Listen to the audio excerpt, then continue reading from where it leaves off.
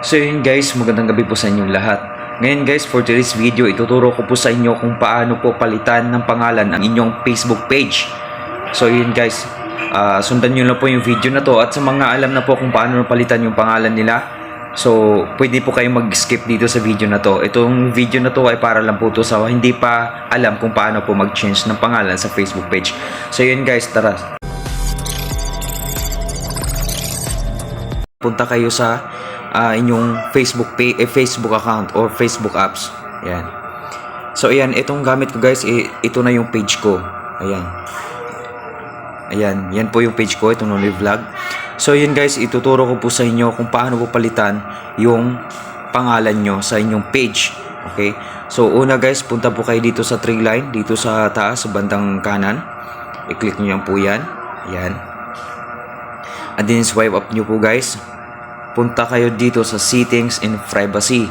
Sa settings and privacy, i-click nyo po yung arrow. And then, pagkatapos, i-click mo din yung settings. So, yun guys, may nakikita ka dyan na page settings for Nonoy Vlog. So, i-click mo lang yan guys. Ayan. So, pagka-click guys, may nakita ka dyan na name, Nonoy Vlog. I-click mo lang ulit yan.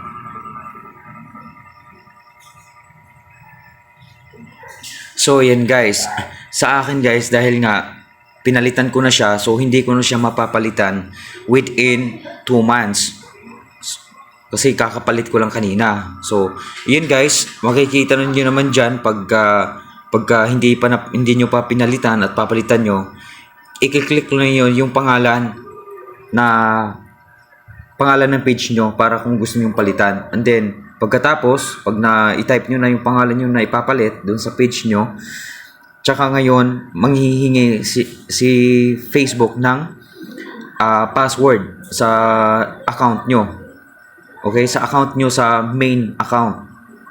Manghihingi ng password yon. So, i-click nyo lang din dito sa baba. May box dyan sa baba for password. And then, pagkatapos, i-submit nyo. And then, pag na-submit nyo na, makikita nyo sa taas na yung pangalan na inano nyo, makikita nyo man doon kung approved na or hindi pwede yung pangalan na yon. So, pagkatapos nun guys, pag napalitan nyo na, hindi nyo siya pwedeng palitan na uli. Kailangan maghintay pa kayo ng 2 months or 60 days. Kailangan yun yung antayin nyo bago nyo palitan ulit ng pangalan yung page nyo.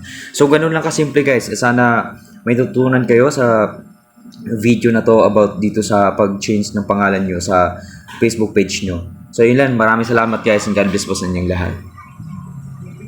So yun nga guys, ganun lang po kasimple ang magpalit ng pangalan sa inyong Facebook page. So sundan nyo lang po yung tutorial na ginawa ko sa inyo para po na malaman nyo at mapalitan nyo po yung page nyo ng pangalan kung gusto nyo lang naman palitan.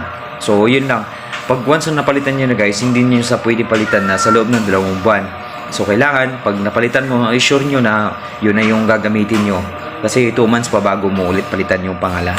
So, yun lang guys. Maraming salamat. Sana may tutunan kayo sa video tutorial ko na to.